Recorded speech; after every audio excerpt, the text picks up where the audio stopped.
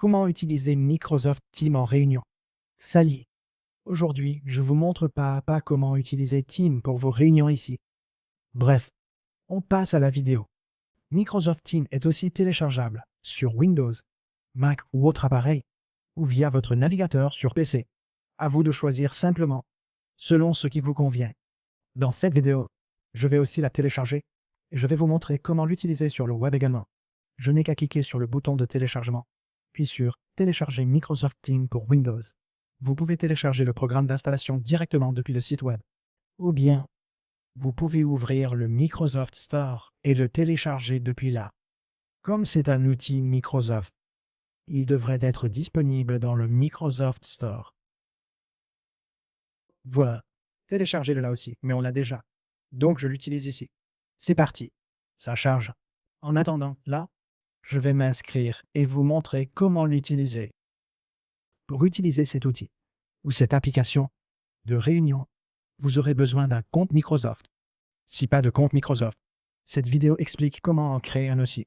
Si je clique sur le bouton « Se connecter », je vais être redirigé vers la page d'inscription Teams sur team.microsoft.com, où nous pouvons nous connecter ou nous inscrire et démarrer. Ici, vous voyez qu'il essayait de se connecter, puis il me demande de me connecter. Si je n'ai pas de compte, je vais vous montrer comment en créer un tout de suite. Imaginons, je n'en ai pas. J'en ai déjà. Je clique « En créer un ». Entrez une adresse email Microsoft, n'importe laquelle, pour un nouveau compte. Elle doit finir par @outlook.com. Ici tout simplement. D'accord. Vous pouvez aussi utiliser Hotmail. Mais ici on choisit Outlook.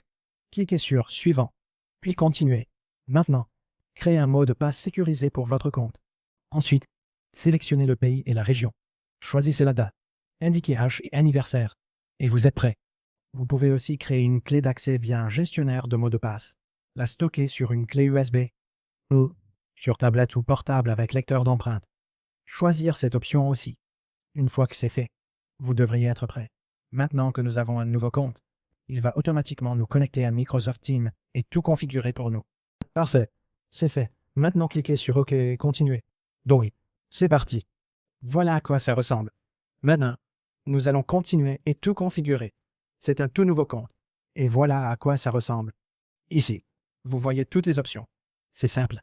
À gauche, chat, réunion, communication, calendrier, activité. À droite, les autres options. Quand vous êtes prêt, lancez-vous. Dans le chat, vos contacts s'affichent ici et vous pouvez aussi leur parler. Pour inviter quelqu'un, cliquez sur Inviter. Un lien est généré. Copiez-le puis envoyez-le à toute personne avec qui vous voulez vous connecter. Très bien. Dans l'onglet Réunion, vous pouvez créer un lien de réunion et vous pouvez cliquer sur Planifier une réunion. Par exemple, avec Outlook et le même compte. Planifier là-bas. La réunion s'affiche ici. Planifier ici. Elle s'affiche aussi dans Outlook de l'autre côté. Dans un autre onglet, je vais simplement ouvrir Outlook avec exactement la même adresse email. Très bien. Nous y sommes. Je suis connecté à Outlook et c'est exactement le même compte. C'est le nouveau compte. Et voici aussi le calendrier. Tout est bon. Maintenant, imaginons que je veuille planifier une réunion. Je la planifie. J'ajoute le titre ici. Et je vais mettre « Réunion avec Jam, RH ». Et ici, vous pouvez saisir le nom, l'adresse email ou le numéro de téléphone des destinataires. Vous pouvez aussi définir la date ici. Disons que nous avons choisi demain et que nous la voulons à 18h, 6h PM. On a la date. Et la réunion durera 1 heure.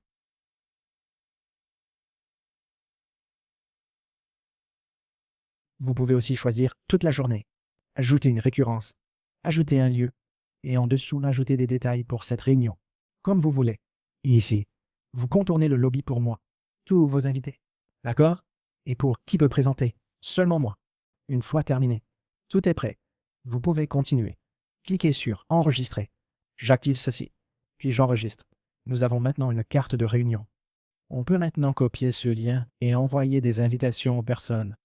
Et elles pourront se connecter ou rejoindre la réunion. Et en dessous, on peut aussi voir les réunions planifiées. Et si nous revenons au calendrier, nous voyons la réunion ici.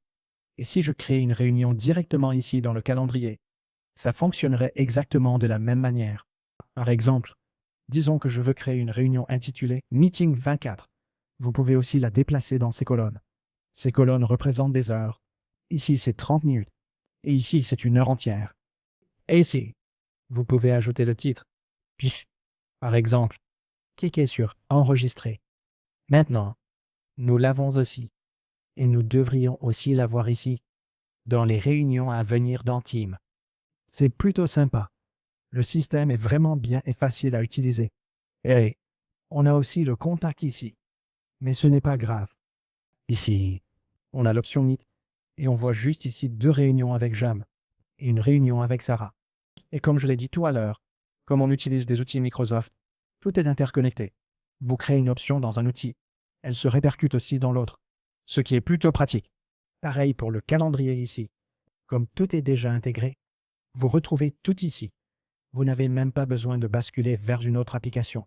C'est vraiment un outil pratique à avoir. Maintenant, comment créer des communautés? Dans Teams, vous avez l'option pour créer votre propre communauté. C'est un peu comme une section d'équipe où vous pouvez créer votre propre communauté en fonction de votre travail. D'accord? Vous pouvez en créer pour l'école, le travail ou votre vie. À vous de choisir. Pour la vie, on choisit un modèle ici, dans la liste disponible. Tout simplement. Ce n'est pas nécessaire. Ils sont tous identiques, avec les mêmes options, quel que soit celui que vous choisissez. Aucun ne diffère vraiment. Seul le nom de la communauté. En gros, le logo change. Sinon, ce sera pareil. Pour créer la mienne, je peux juste choisir une option ici. Par exemple, professionnel. Et je peux changer le nom ici comme je veux. Ajouter le logo que je veux. Définir des règles de la communauté. La rendre publique ou non. Puis cliquer sur Créer. Et une fois qu'elle est créée, voici à quoi la communauté ressemble. Et ici, vous avez les publications, où tout le groupe ou toute l'équipe peut poster des choses. Ici, ajouter annonce, post, alerte et partager réunion. Partagez aussi agenda, fichier. Oh. Bref, tout ce que vous voulez ici en équipe. C'est un peu comme un petit tableau séparé pour votre équipe. Vous pouvez les inviter et créer un message de bienvenue. Quand quelqu'un rejoint votre communauté ou équipe, il le voit tout de suite automatiquement. Et vous pouvez aussi créer de nouveaux événements en cliquant sur le bouton « Créer un nouvel événement ». Et ça fonctionne exactement comme une réunion. Donc, ajouter titre, date, destinataire, ça marche. C'est prêt. Vous pouvez aussi créer plusieurs canaux au sein de cette communauté. Par exemple, si vous avez différentes équipes pour différentes tâches, vous pouvez créer des canaux pour ces tâches et pour ces membres d'équipe, afin qu'ils puissent interagir entre eux et rester à jour. Comme ça, vous pouvez gérer vos équipes et votre travail. Plutôt cool. Ici, donnez-lui simplement un nom, social ou ce que vous voulez, puis saisissez-le dans le champ. Ensuite, je choisis l'icône lunettes de soleil et je clique sur Ajouter pour valider votre... Et ça va créer un canal au sein de la communauté professionnelle. Voilà. Et maintenant, c'est une section séparée du tableau principal. Donc le tableau principal, c'est une petite section à part où vous pouvez interagir avec tout le monde. Vous pouvez créer ceci. Voici le lien à copier et partager. Dans les paramètres, vous voyez les membres, les demandes, les blogs et d'autres options pour gérer le groupe et plus. Donc c'est très simple. Et l'application est très similaire. Voilà l'interface. Mêmes options ici. Calendrier, réunion, activité. Tout pareil. C'est un autre compte. Donc l'affichage change un peu.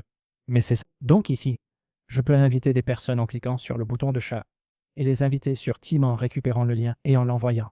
Et c'est plutôt sympa. Et ici, disons que je crée une réunion. Je vais créer une réunion ici. Puis créer et copier le lien. C'est un lien rapide. OK, pas nécessaire, vraiment. Vous pouvez aussi cliquer ici et ajouter les destinataires. Comme ça, ajoutez un message du type « Bonjour ». Puis cliquez sur « Envoyer ». Ils recevront la carte de réunion. Et voilà, il n'y a plus qu'à copier le lien. Donc ici, dans le calendrier, je devrais normalement le voir juste là. Mais tant pis. Et ici, dans les emails, je devrais aussi le recevoir. Mais je ne le vois pas. Je ne l'ai pas encore reçu. Peut-être que ça arrivera dans un moment. Mais ça devrait être bon. Bref, voici comment utiliser Teams. Merci d'avoir regardé. Si ça vous a plu, abonnez-vous. Activez la cloche. À vite pour la prochaine. D'ici là, prenez soin de vous. Salut.